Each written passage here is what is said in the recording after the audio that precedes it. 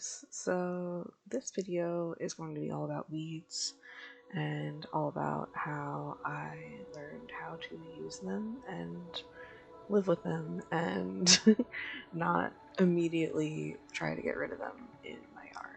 So I recently moved into a house and I am very lucky to have a lot of these really easily identifiable, forageable weeds.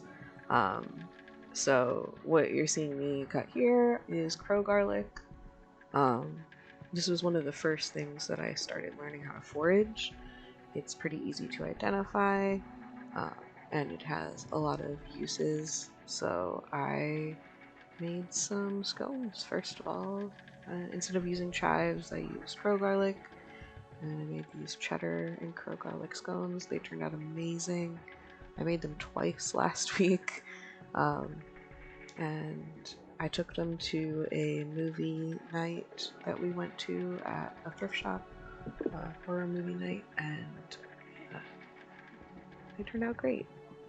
I forgot to record like a finished version of these for some reason, but I'm gonna pop a picture in here so that you can see. Look how nice they are. They were so fluffy on the inside.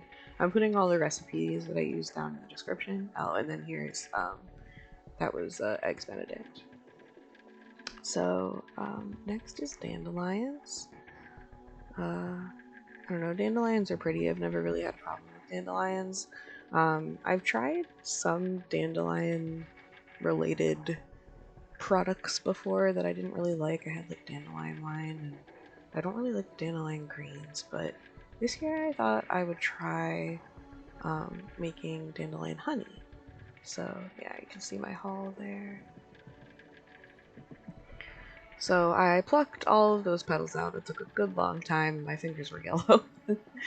Boiled the shit out of them. I don't have a finished video of this either, but it's, you know, pretty simple. You're making like a thick simple syrup out of the dandelion petals. You strain them out and stuff. So the next thing, violets are one of the first things that I also started learning how to forage, and I actually got my wife in on it, so she forages violets for me too at the school that she goes to. So I always have plenty of violet petals, and I was very excited that I found some in our backyard. Everything that I'm foraging today is in the backyard of the house that I live in now, so I don't even have to go searching for it. It is right there, and we're letting it grow wild in the yard instead of trying to kill it so that it's just grass. So it's kind of nice. Yeah, I harvest a bunch of these, and there's actually enough that I can redo this one recipe because I messed up. But I'm still showing it anyway because, you know, that's life. Yeah, I didn't use the petals right away, so that was probably my first mistake. I've made syrup and jelly before, and yeah, it's better if you use the petals right away. But most of this involves a lot of hot water and letting things steep overnight and straining, and gosh, the petals after they've been soaking overnight are so nasty. They look bad, they feel bad to the touch. That's why I do it with a spoon. And yeah, just a lot of sugar. And dissolving it over heat. I overcooked my syrup, unfortunately. I this was like the first thing that I worked on this year, and I overthought it a lot and didn't turn the heat off soon enough, so it just ended up, you know, being fried. So I might go, like I said, harvest some more petals and redo this, because you can see here it's brown. It's not the pretty like light purple color that you would want it to be. Whoops. I'll still use it though, but I would like to have the nice pretty purple color. So I also made jelly. I like the jelly because it makes an interesting gift for people. It tastes really good. It's very, very slightly grapey, but mostly just like lemony, slightly floral, that kind of thing. Really good on like biscuits in the morning.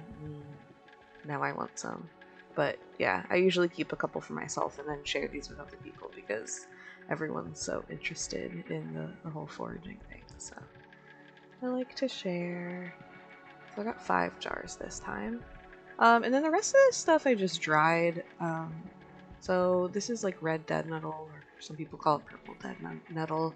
I haven't really done a lot with it yet, but it's, again, another thing that's like abundant in this early springtime and easily identifiable. So I figured I would grab some of it and dry it for later.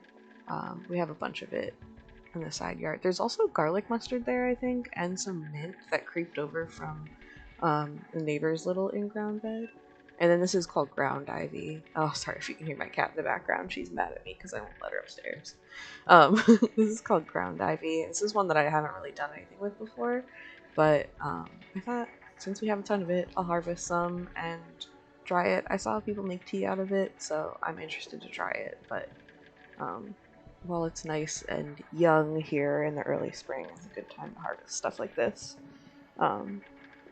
So here's some. I got a ton of crow garlic, so I thought I would dry it so that I can use it later. You can kind of use it like chives.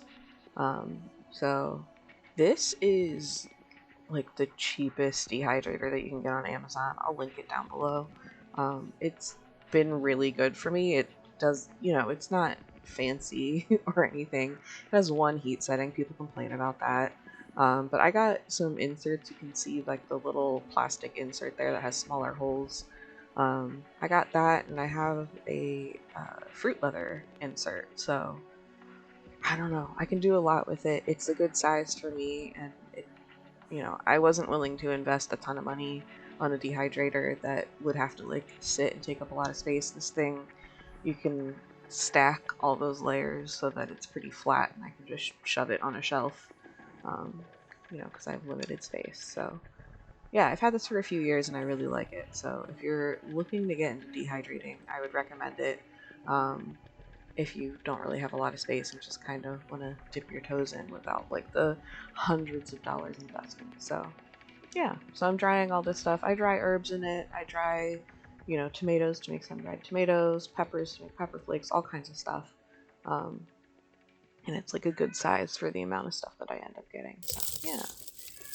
So I used some jars from my jar collection. This is the ASMR portion. You can hear the crunching and clattering underneath.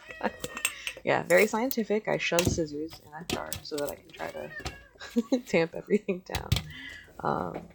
And I have made a gigantic mess on my desk. I still have flower petals all over the desk.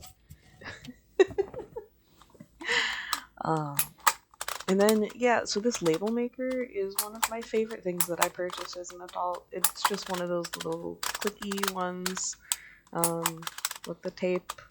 I don't know.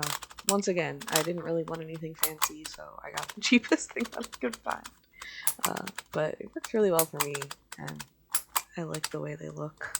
Kind of, once you get a label maker, you just kind of want to label everything, which is so silly.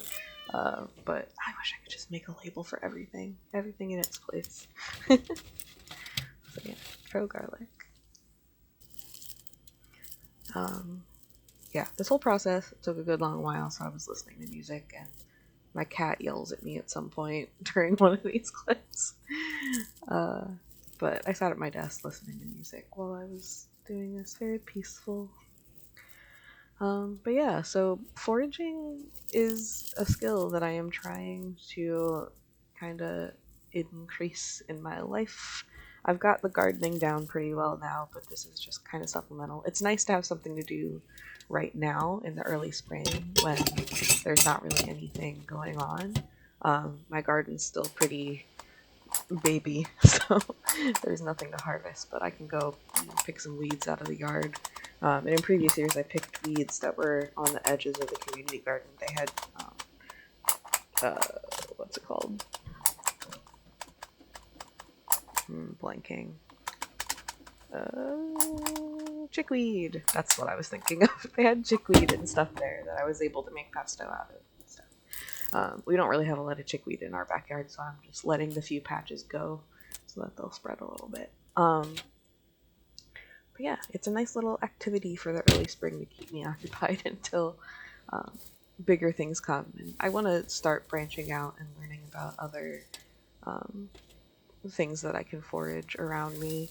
Like I said, by no means am I an expert. This is only my 3rd year doing it, and I've just been kind of learning things as I go. But highly recommend like just kind of picking a couple things to learn how to identify at a time.